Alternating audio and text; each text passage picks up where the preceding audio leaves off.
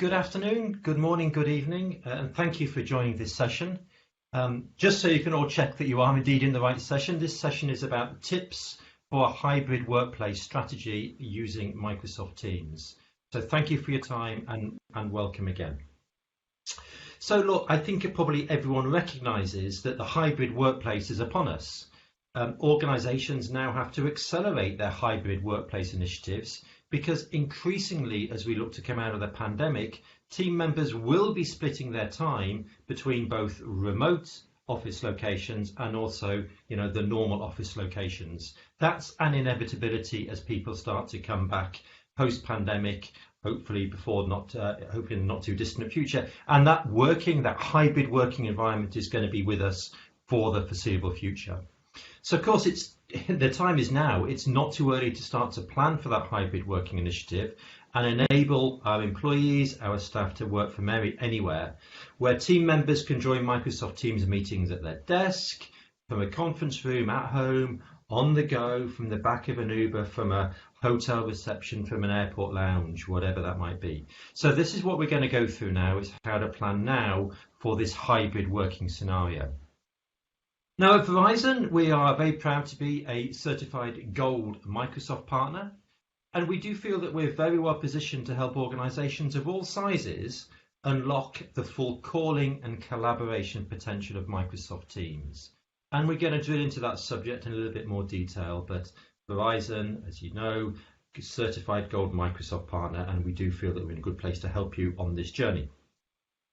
And also here at Microsoft Ignite, we're going to be making a couple of announcements.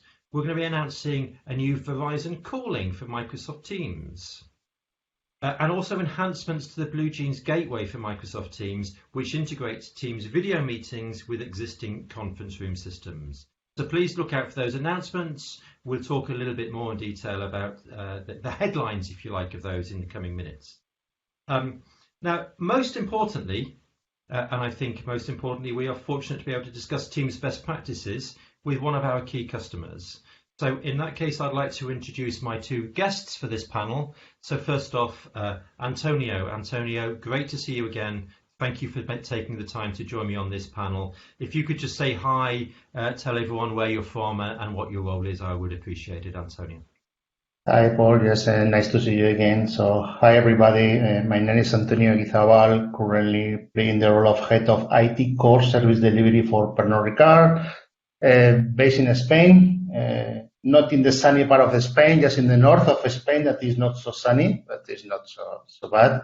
And working for Pernod Ricard, that probably, as you know, is one of the co-leading companies in the spirit sector. So hopefully you know some of our brands and you enjoy some of that brand. I'm happy to answer and to give our, I would say, advice, or at least share our experience with the deploying Teams and also the BlueJeans gateway for Teams. Welcome, and don't expect any sympathy from an Englishman about the bad weather in Spain, please. Yeah. And Derek as well. Derek, if you could say hi, introduce yourself, and welcome, and thank you for taking the time to join this panel, Derek. Yes, absolutely, and great to be here. And I'm actually coming in from New Jersey. I am with Verizon's product organization. So our focus is on unified communications and collaboration solutions, really helping enterprises work through this integration, as you said, as they're moving to the remote environments. Thank you for taking the time. So look, Antonio, we've been working together for quite some time, and thank you again for taking the opportunity to allow us to showcase that. But you've been using BlueJeans, and you've also been using our cloud video interop solution, the BlueJeans gateway for Microsoft Teams, for some time. So could you just give us a bit of context? Tell us a little bit about your Teams rollouts, how you went through that journey of deploying Teams. What were the first use cases, and how things have rolled since then? Well, as mentioned, Pernod Ricard is a worldwide company. Just to give you some background, we are, I would say, physical present in more than 90 countries all over the world and reaching close more than 20,000 employees all over those countries. So obviously, as you can imagine, this kind of global companies, there is a critical need for collaboration tools, but also to ensure that we have a proper communication platform that allows all the different employees and external partners working and collaborate together. Obviously, again, like many other companies, we have some history, and obviously we have been deploying for years a number of tools in the past in order to improve that, to improve the collaboration, but also the communication aspects. And I can tell you that some time ago, we have nearly every single tool and every single platform existing in the market. Yes. So I think some time ago, we realized that if we really wanted to really improve our user experience, if we really wanted to ease the ways of collaborating, the ways of communicating, we need to do something. That basically was an aspiration to simplify the landscape of our existing tools, but also to increase the capacity and to ease the way of managing this collaboration and communication. And this was the reason that at some point in time we took the decision to start moving into Microsoft Teams to become our hub for collaboration and communication environment. It's also honest to say that we have been historically a quite a Microsoft, I will say, friendly company. So many of our platforms were already Microsoft. So for us, it was a quite, I will say, sensible decision to move into Teams and consider Teams like that. So the journey really started a long time ago, I think more than 2 years, or probably at the very beginning of the Microsoft Teams arrival, when we saw the potential and decided to start moving into that direction. And again, the main objective was to improve collaboration and simplify the platform to collaborate among all the different employees, but also to improve the communication topics. And when I mean communication, is any kind of communication, not only the video that of course is, but also any kind of audio or voice calls, any kind of meeting experience, and again, everything in I will say, in an organized and consolidated environment that will simplify our landscape and to ease the usage for our users. That was mainly the reason that we decided to start this journey more than 2 years ago, and I think we are at this point in time, and we are in a pretty nearly a stable situation with Teams. We have deployed Teams all across our employees, and luckily we finished just before the COVID or the lockdown, so we are pretty lucky to say that we were already nearly done everything just before the last year, so before the COVID. And that was the main driver for doing this. That was the main reason that we considered that was critical for us to deploy Microsoft Teams. Yeah. So you were in a good place then, when as good a place as anyone can be, clearly, when the train wreck that COVID It's absolutely right. You can hardly imagine how easy for us was from one day to the other, send people home, and to ensure that people have all the not only the technical capacities to work from home, but also in some cases the people has already been trained in some way. It's true that the COVID accelerated everything dramatically. So we already have a plan, I will say a quite longer plan, more relaxed in terms of adoption and in terms of more trainings to ensure that the skills of the people were increasing to use of the platform.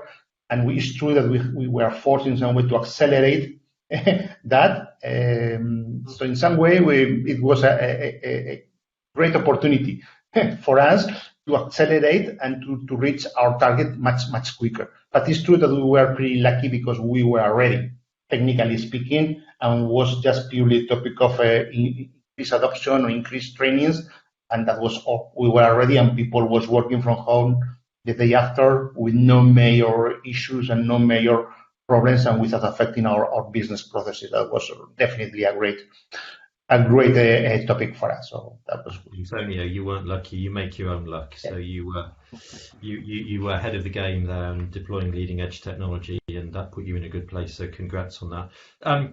So what about, how does things change with the return to the office strategy? If you're in a good place and most people have deployed whilst they were in the office, and then things got accelerated, and I guess it became probably the primary means of communication, as it did with most people when people were working remotely.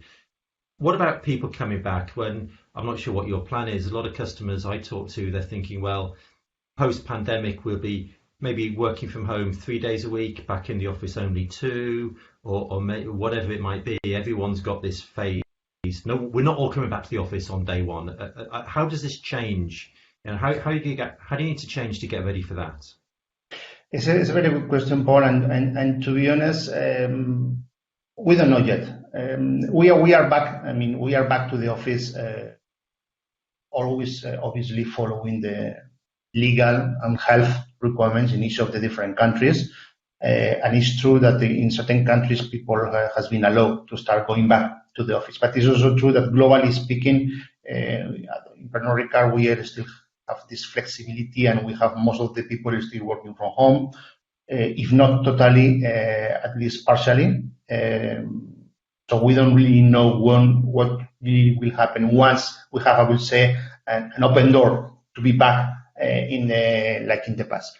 My feeling, and I probably have shared this discussion with other people, is that you are right. Probably this situation has arrived to remain. I mean, the fact of being able to work from home and to provide much more flexibility to our users and to our employees to work whatever they want, I think this situation has come to really to stay.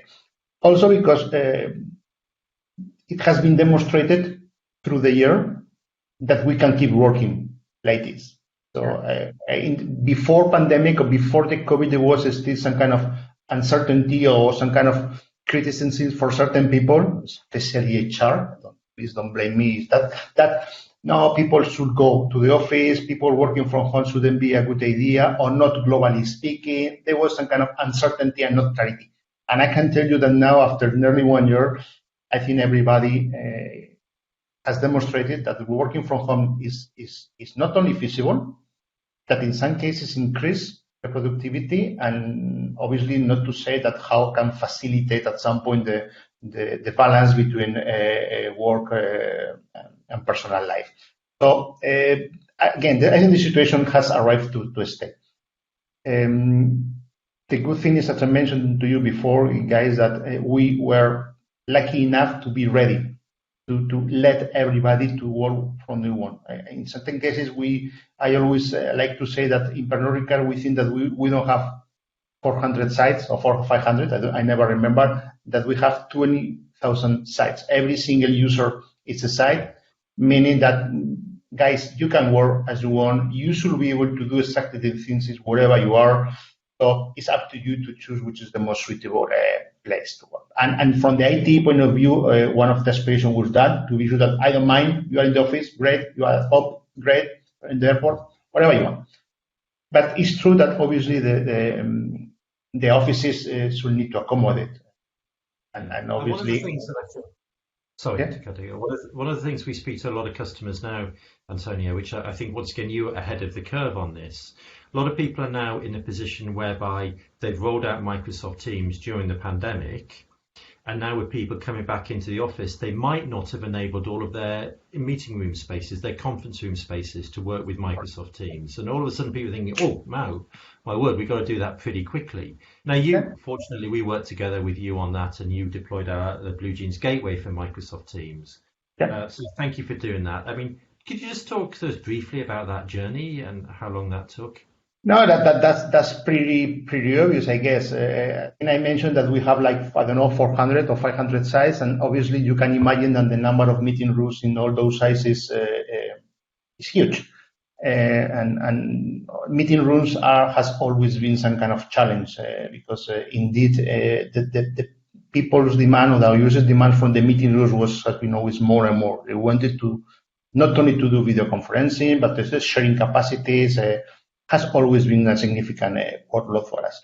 So in many of our, I would say, existing meeting rooms, we were already equipped with video conferencing devices, any kind of device. So we obviously, we have nearly every single brand, Cisco, Polycom, LiveRay, Timbre, whatever you want.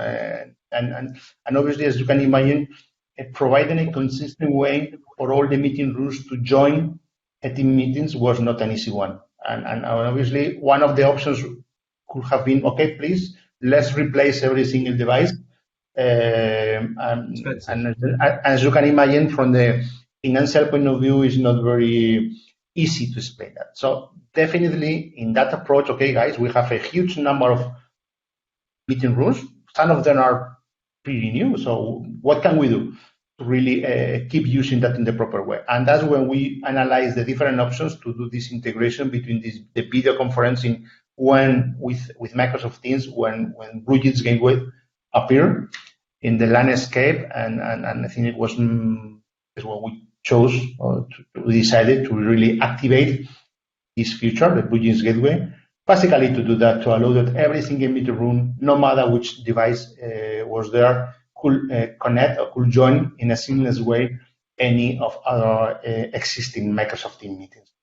And that was the reason. For us, was quite, I will say, easy choice, not only because we already have some relationship with you, so we to be honest, we got firsthand some updates around, okay, what that, and what exactly the future and the capacities of the BlueJeans Gateway, and also we got from you which were your roadmap, or really which kind of future you plan to activate on that. So I think for us was quite, I will say, easy choice, okay, and that's what we did. We enabled this capacity, and once that was enabled, we communicate to our different users and different community. Guys, now you can join a Microsoft Teams for wherever you are. This is the process. One click in many cases, depending on the office. That's all, completely seamless for you. So that's where we are today. We have that enabled. We have a significant volume of meetings happening, and many of them are running through the BlueJeans Gateway. Okay. You should be very. And also, but also just to finish, Paul, if I can say, obviously, be transparent. When we have opportunities on new offices, if we need to renew our devices or meeting rooms, we consider to install in many cases native Teams or Teams compatible devices. So obviously, but obviously that will take years to be done, and not always is the right choice, because we still need to keep some kind of capacity to connect with external people that are not using Teams, or if we want to connect in another kind of platform or whatever. So at the end, I think our vision is that we will have a mix of devices where in some cases it can be Teams compatible, and we will keep probably for many years a huge number of still legacy devices that be there. We're very happy to help you along that journey. So thank you for that, Antonio. I'll come back to that in a minute, sir, if I may. But Derek, interesting stuff from our colleague Antonio there. Just tell us, if you could, what the new Verizon calling for Microsoft Teams solution is, and how is it going to help people do this Teams rollout, continued Teams rollout, most likely in most cases.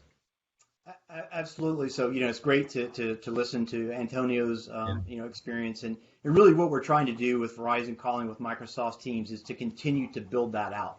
And specifically with Verizon calling with Microsoft Teams, we're focusing on call enabling that Microsoft Teams environment. So as we've seen the great success of Microsoft Teams in the marketplace, what we're really looking at doing with this offer is marrying in the calling assets and capabilities of Verizon into that.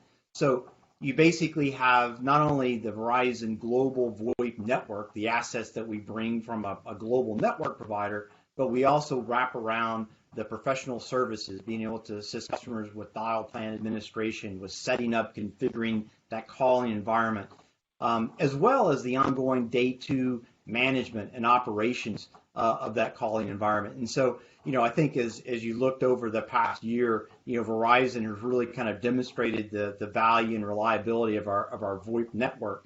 And so again, this Verizon calling with Microsoft Teams is another piece that we're really bringing into that solution to marry in with what Antonio's describing from an integration perspective. It completes out that solution by bringing in those calling assets and capabilities. complements very well the core BlueJeans gateway for Microsoft Teams by, bringing together these calling assets. Hopefully does really fast track that adoption, and particularly I'm just conscious that a lot of people listen to this, Derek, are going to be having to act again in a bit of a rush. Once again, how do we get ready? How do we call enable Microsoft Teams? How do we enable all of our existing conference rooms for Microsoft Teams? So it seems to me that they do go hand in hand quite well, and hopefully we can speed the time to value, if you like, speed the whole journey for some of these people as they grapple with this hybrid working environment. Is it a fair comment, do you think? Absolutely. That is absolutely the objective, is to really kind of, assist and enable customers as they make this journey, bringing in the expertise from a video conferencing interoperability perspective, the calling piece, and really kind of putting that full solution together to help customers solve their business problems. Wonderful. Okay. So I think we need to draw it to a close there. I think we're right on time. So, gentlemen, Antonio, Derek, appreciate your time. Thank you for the advice. Good to see that we do have a solution here. And for people looking for that hybrid working environment, how do we enable it at pace? How do we get time to value? How do we bring it all together to enable some people from home, some people in the office? And because you're right, that's going to be with us for the foreseeable, possibly forever, for the end of our careers. So thank you again. Hopefully you found this session useful, and appreciate your time.